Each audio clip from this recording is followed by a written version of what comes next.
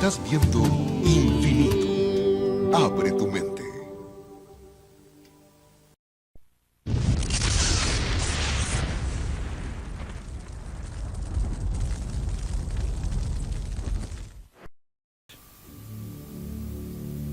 Misterios del mundo, por Arthur C. Clarke.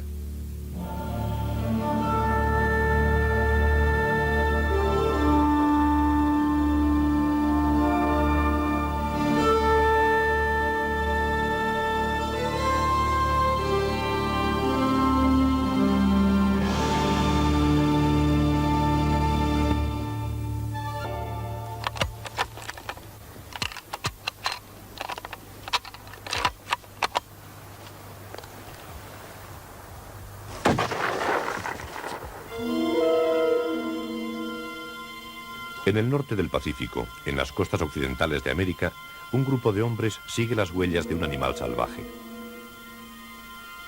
Van a la caza del hombre mono. ¿Son estas huellas filmadas de un gran pie las del Yeti de Estados Unidos? ¿Son estas las huellas del abominable hombre de las nieves del Himalaya?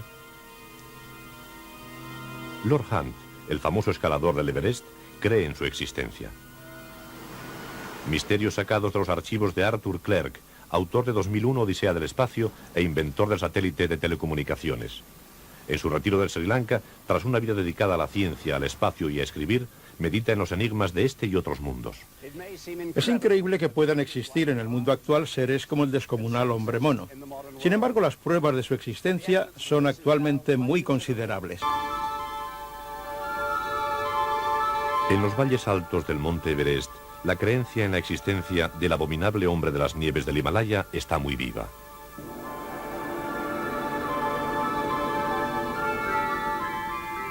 Para los sherpas de las altas montañas no hay duda alguna.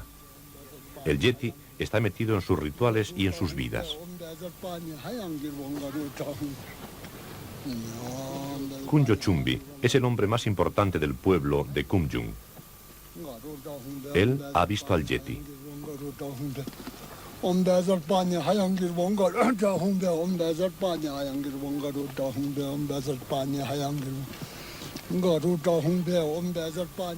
En el monasterio situado sobre el pueblo, guarda lo que él cree que es el cuero cabelludo del Yeti.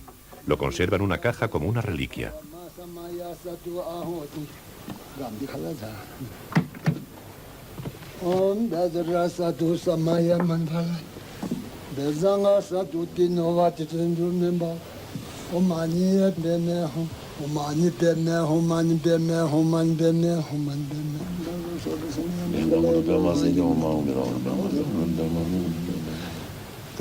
Con cierta seguridad imita sus aullidos.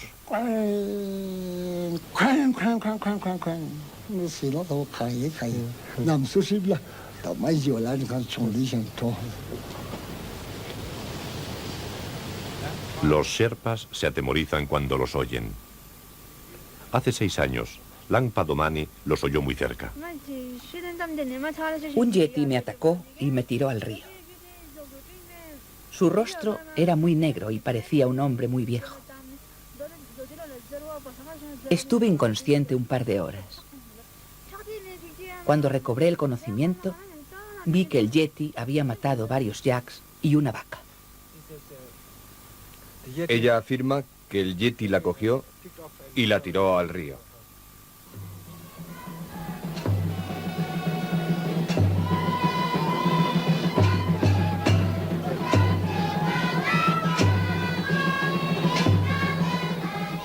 El Yeti aparece en todos los mitos y leyendas del pueblo nepalí.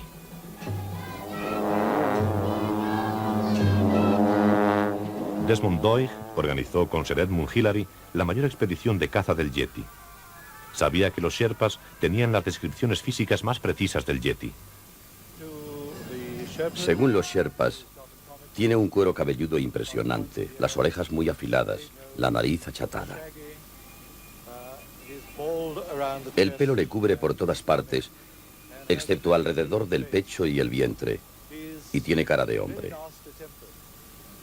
Tiene unas reacciones muy violentas y se sabe que a la menor oportunidad es capaz de despedazar a una persona. La expedición de Doig fue considerada como una fantasía oriental. Tenía miedo de que nuestra expedición resultara desmesurada, que fuera de un exhibicionismo contraproducente. Un yeti que se autorrespetara tenía que huir de nosotros a la fuerza. Llevábamos 600 peones y unos 200 sherpas. Nosotros éramos unos 40, con unos anoraks de lo más llamativo, con colores vivísimos. Las tiendas eran de los mismos colores. Olíamos de otra manera. Nuestro aspecto era distinto, nos comportábamos de manera diferente a los autóctonos. El olor de nuestros guisos debía ahuyentar a todo bicho viviente a nuestro alrededor.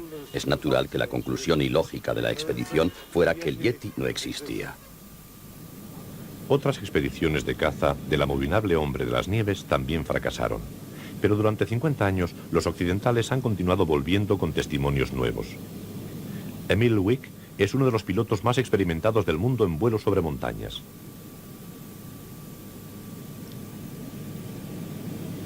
Hace 2 años hacía un vuelo a Kanchenjunga con un grupo de turistas japoneses. Vi en las colinas huellas que no había visto en toda mi vida. Me acerqué con el avión y las observé. ¿Son periódicos? ¿Latas vacías? ¿Cajas de puros? Estaba seguro que solo podían ser huellas. Vi 4 que se dirigían hacia Chamlung, al norte. Quise seguirlas. Pero la señora que estaba sentada a mi derecha me dijo: «Capitán, lo siento, pero hemos pagado para que nos lleve a Kanchenjunga y no para que usted haga un viaje de placer». En 1951, el ya fallecido Eric Shipton y el doctor Michael Ward sacaron fotografías de huellas en las fronteras del Tíbet. No tuvimos ninguna duda de lo que eran. Eran distintas a todas las que Eric Shipton o yo habíamos visto o imaginado. Estaban grabadas perfectamente sobre la nieve. La nieve tenía, creo, unos 8 centímetros de profundidad sobre el hielo. En ella se veían claramente las formas de los 5 dedos. El dedo gordo aquí, el segundo aquí, el tercero, el cuarto y aquí el pequeño. Puede verse muy bien recortada la huella y también se ve muy claramente que el talón es el sitio donde se ha cargado más peso. Pienso que el animal, al andar, hundía más los talones.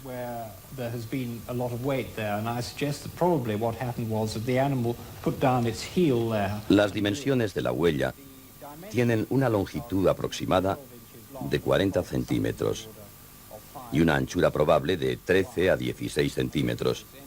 No creo que esta huella sea en absoluto una distorsión de la huella de otros animales. Se han propuesto otras hipótesis, por ejemplo, que se trate de huellas de 2 pies, uno encima de otro, pero yo no lo creo. No lo creo. Esta huella fue fotografiada en 1978 en el valle de Datt-Kossi por Lord Hunt, el jefe de la expedición que primero escaló el Everest. El animal había roto una corteza muy dura de nieve.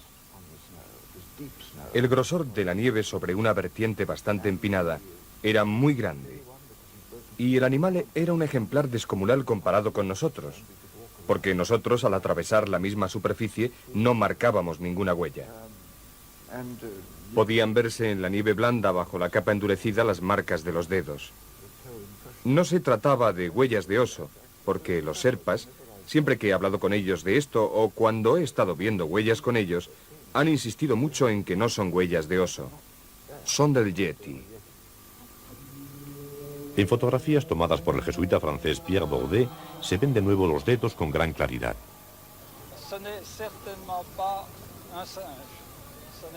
Ciertamente no es un mono ni un oso, porque el oso tiene zarpas y este no. Creo que se trata de un animal desconocido para mí, porque no poseo su descripción exacta. He hablado de esto con algunos paleontólogos y ellos se inclinan a pensar que nos hallamos frente a un animal de la era prehumana. Es decir, de un antepasado nuestro muy lejano. Aquí tenemos al jefe de escuadrilla, Lester Davis, de las Reales Fuerzas Aéreas.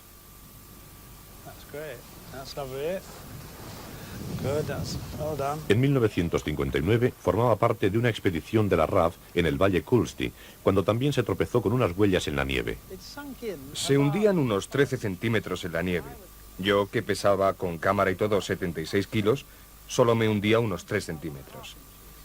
Así que el animal que produjo aquellas huellas debía ser descomunal. Esta corriente glacial había socavado la nieve y yo me hundí. La cámara fue a parar cerca de mi cabeza porque al caerme hasta el fondo la nieve me llegaba hasta las axilas. Hacía un frío terrible. Salí del agujero gateando y me encontré cerca de estas huellas. De repente nos dimos cuenta de que ese animal, el yeti, acababa de salir pisando solo con sus 2 patas traseras. Se afirmó que su altura era de unos 3 metros y su peso unos 380 kilos. Son muy pocos los occidentales que han visto al yeti, pero en 1970 un escalador inglés, Don Williams, estaba preparándose para escalar una de las montañas más difíciles del mundo. El Annapurna, por su cara sur. Oí a mis espaldas algo que se parecía a graznidos de cuervos. Miré al Sherpa y él me dijo: es el Yeti, Sahib. Me volví y miré hacia arriba, a la montaña, y vi 2 cuervos huir volando y una masa negra desapareciendo al otro lado de la cima. Mis primeros pensamientos fueron: Cristo, ¿qué hago ahora? Lo que hizo fue fotografiar las huellas. A la noche siguiente reapareció y él lo volvió a ver. De repente fue como si él se diera cuenta de que lo estaban observando. Es una manera de hablar. Rápidamente salió disparado por la ladera de la montaña. Debió descender en diagonal cerca de 1 kilómetro y se dirigió a una roca. Una especie de acantilado que se levantaba allí, desapareciendo en la sombra de las piedras. Y fue la última vez que le vi. ¿Son definitivas estas pruebas? Solo podemos hablar de posibilidad. Es posible que en alguna parte del mundo exista algo parecido al Yeti. Yo me arriesgaría a decir que soy un creyente firme de su existencia. Pienso que es una pregunta difícil de responder. Si elimino a los osos, no encuentro otra explicación que suponer la existencia de un animal no identificado que todavía no ha sido descubierto. Es notable que las mejores pruebas procedan de occidentales y consisten sobre todo en fotografías de huellas con muchas variantes. Sin embargo, sabemos que la nieve al fundirse adopta formas muy extrañas. En cuanto a los Sherpas, sus historias de yetis parecen estar íntimamente ligadas a sus ritos, y es muy difícil separar el mito de la realidad. En América las pruebas sobre huellas son mucho más consistentes.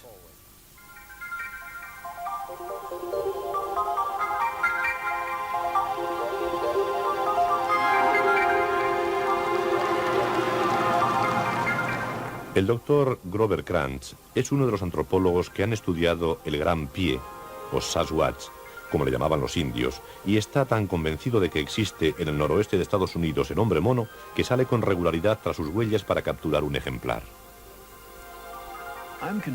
Estoy convencido de que existe por varias razones. Una, la más convincente para mí, es el estudio concienzudo de huellas que me ha llenado de satisfacción y en el que, al menos en algunos casos, no ha habido posibilidad de falsificación. Pero además hay observaciones hechas por ciudadanos de gran reputación y el número de observaciones correctas que parecen irrefutables alcanza varios centenares y de muchas yo me fío personalmente, aunque probablemente haya varios miles.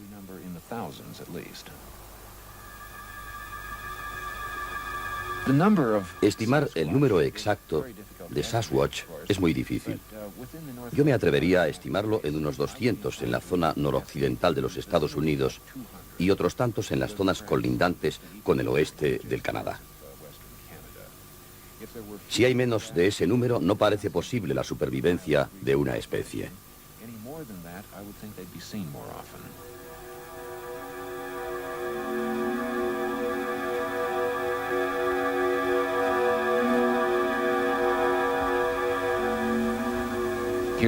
Aquí, en la zona noroccidental, junto al Pacífico, hay miles de kilómetros de tierra desolada donde no vive nadie. Casi nunca viaja nadie por ella, y un animal como el Sasquatch podría muy fácilmente vivir allí sin ser visto más que ocasionalmente. No sería extraño el no encontrar sus huellas. Las huellas del Gran Pie se extienden por la zona noroccidental de los Estados Unidos. El sargento Larry Gamage volvía una noche a su casa con su familia y su nuera Kathy. Vi a bastante distancia, por delante de mí, salir algo de entre los árboles hacia el claro que había entre el bosque y la autopista. Disminuí la velocidad y cuando estaba algo más cerca vi que aquel ser caminaba como un hombre. Los brazos le caían por los lados y se movía con andar normal. Conforme nos acercábamos, iba aumentando de tamaño. Era peludo y nos miraba. Quise cerrar los ojos y a la vez no deseaba cerrarlos. Lo más importante era la manera humana de moverse. La cara no estaba cubierta por mucho pelo. Los ojos parecían normales cuando lo miré por el parabrisas, y su altura, su tamaño, por lo que puedo deducir hoy, sería de unos 2,5 metros. Digo esto porque tuve que mirar hacia arriba a través del parabrisas para verle la cara y la cabeza. Yo iba en un camión de reparto que tiene los asientos a mayor altura que los de un turismo. Por eso deduzco ahora que tendría una altura superior a los 2,5 metros. Su peso sería de unos 200 kilos. El Gran Pie aparece muchas veces en los noticiarios de televisión. Esto es Kafir, Bismarck, Dakota del Norte. Aquí y en Little Eagle, Dakota del Sur, donde nunca se habían visto grandes pies o Sasquatch, la gente de la comunidad empieza a creer en ellos. El mes pasado se han visto 17 huellas. La última observación fue en una residencia situada sobre una colina que domina el pueblo. El martes pasado por la noche, Hannah vio desde su casa al animal mirando por la ventana de la caravana de su hija, que estaba aparcada a unos 28 metros. La anciana Hannah fue la única que vio al animal, aunque se dice que su yerno disparó varias veces al aire después de que se marchase. ¿Qué piensa que debería hacerse con él? Matarlo, porque podría herir a alguien. A pesar de la recomendación, los cazadores del Gran Pie quieren cogerlo vivo. Su plan consiste en atraerlo a una zona y fotografiarlo o dispararle con un dardo anestésico. Alguien de fuera les ha dicho que el Gran Pie siente la atracción de las mujeres en período de menstruación. El cebo a emplear sería la ropa usada de alguna de esas mujeres. Por las montañas costeras del Pacífico, en el estado de Washington, cazadores veteranos y el oficial de policía Kenny Cooper, del condado de Rockingham, iban por esta carretera cuando oyeron un ruido extraño. Bajábamos por esa carretera y oímos un ruido que provenía de ahí atrás. Yo fui por donde se oía el ruido. Todos en el condado de Rockingham pudieron oírlo, porque dejé fuera el micro de la policía para que todos escuchasen lo que yo estaba oyendo. El ruido que producía ese animal está grabado en esta cinta.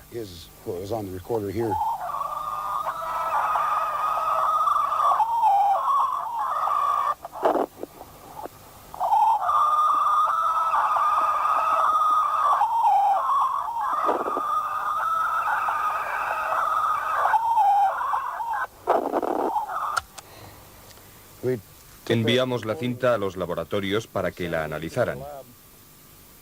Cuando nos la devolvieron dijeron que no había en la cinta ruidos metálicos, indicando que no estaban producidos por ninguna clase de aparatos. Dijeron que no era voz humana. Ningún hombre tiene cuerdas vocales capaces de emitir tonos tan altos y tan graves al mismo tiempo como los que se oían aquí. Pero fueron Bob Gimlin y su amigo Roger Patterson, atravesando una cala en un acantilado en el norte de California, los únicos que se encontraron de repente delante de ellos con un animal grande y peludo. Llevaban su cámara de vídeo cargada. Rodeábamos una curva y allí estaba. Un animal grande, peludo y con forma humana. Parecía tener una altura entre 2 y 2,5 metros. El animal nos miró unos segundos, se volvió y se fue despacio. La tierra en la que estaba era arcillosa y dejó unas huellas muy bien grabadas. Se alejó de nosotros muy despacio, como una persona que vuelve a casa después de su paseo. El animal parecía una hembra, porque tenía glándulas mamarias. Sus músculos eran grandes y voluminosos. En conjunto, parecía un ser humano grande y con pelos.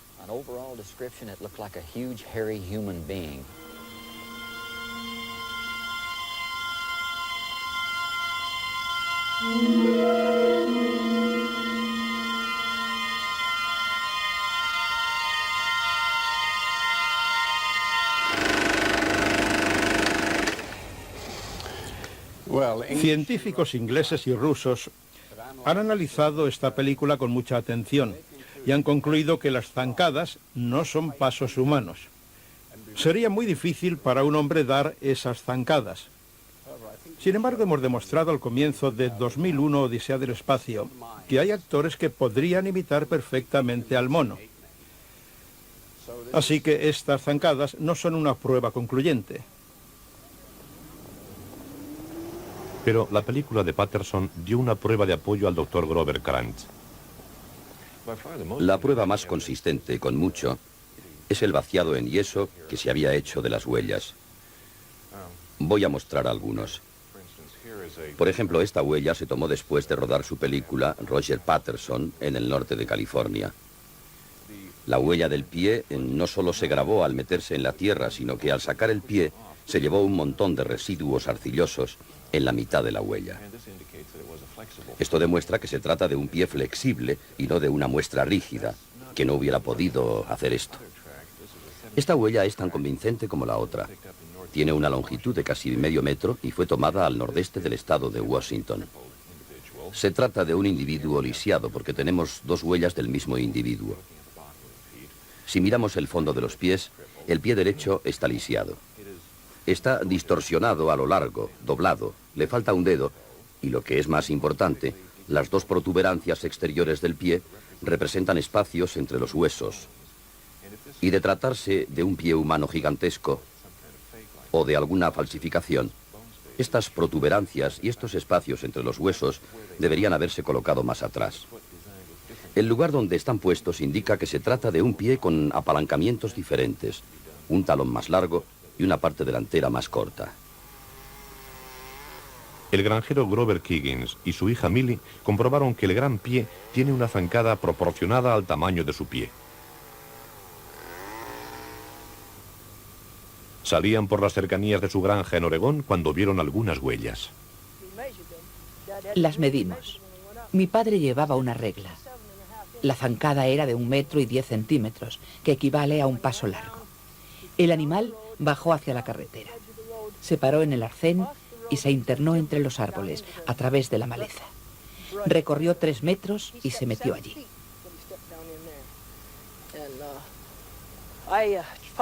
Yo lo seguí a corta distancia, pero no tuve ganas de continuar avanzando para ver quién producía aquellas huellas. Llegó a una valla de alambre de espino que tenía una altura de 1,5 metros más o menos. El animal la pasó como si no existiera. Yo tenía que atravesarla arrastrándome por debajo. Creo que el gran pie es un animal que ya conocemos por los fósiles. Mostraré aquí un ejemplar. Este es un vaciado de la mandíbula inferior de lo que podríamos llamar gigantopiteco.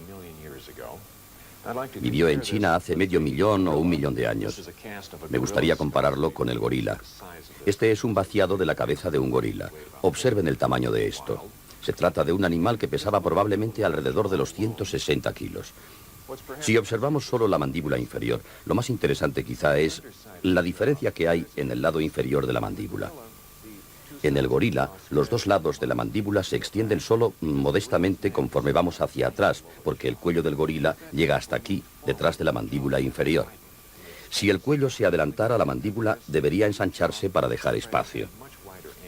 En el gigantopiteco, la mandíbula se extiende en un ángulo mucho más ancho, y la razón obvia es que el cuello está en su camino. Esto significa que la cabeza estaba encima del cuerpo en vez de colgar hacia adelante. Es una presunción aceptable de que se trataba de un animal bípedo erecto. Así terminamos una descripción del gigantopiteco. Era un bípedo erecto de una altura aproximada de 2,5 metros, con un peso entre 200 y 300 kilos y presumiblemente cubierto de pelo. Pertenecía a una etapa de la evolución demasiado primitiva para tener actividad cultural. No es probablemente más inteligente que un mono. Esta descripción coincide casi exactamente con la que se hace de un Sasquatch vivo. Personalmente sería menos escéptico sobre el hombre mono si no hubiera tantos. Es difícil creer que un ser tan enorme como el Gran Pie pueda vivir en América sin que se le detecte. Si alguien me diera 20.000 pesetas para apostarlas en este asunto, apostaría 8.000 por el Yeti, 2.000 por el Gran Pie y el resto me lo quedaría.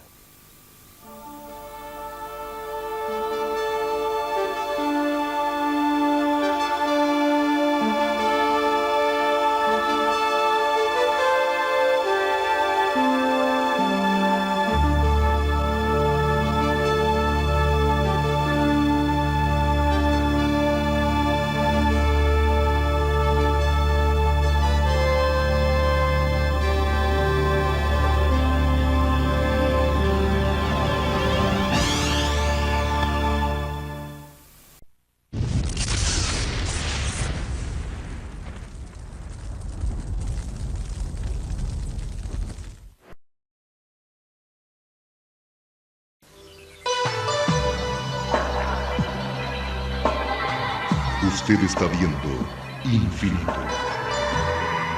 Infinito, señal del nuevo milenio.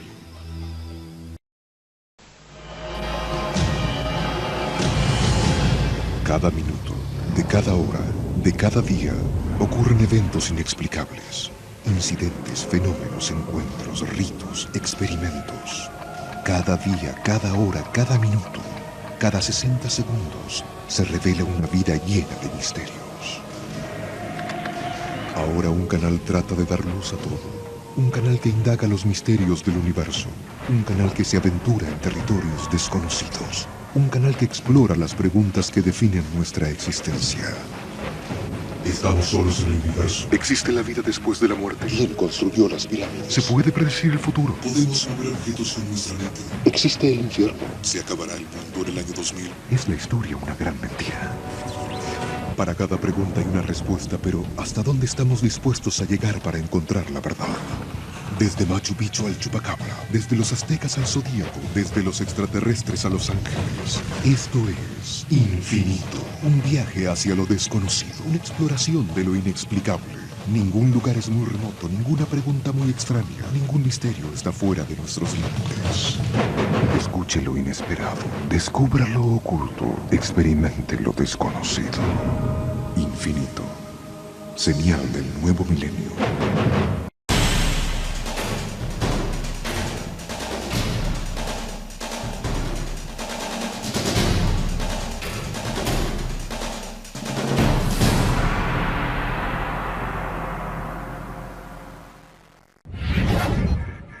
Infinito. Abre tu mente.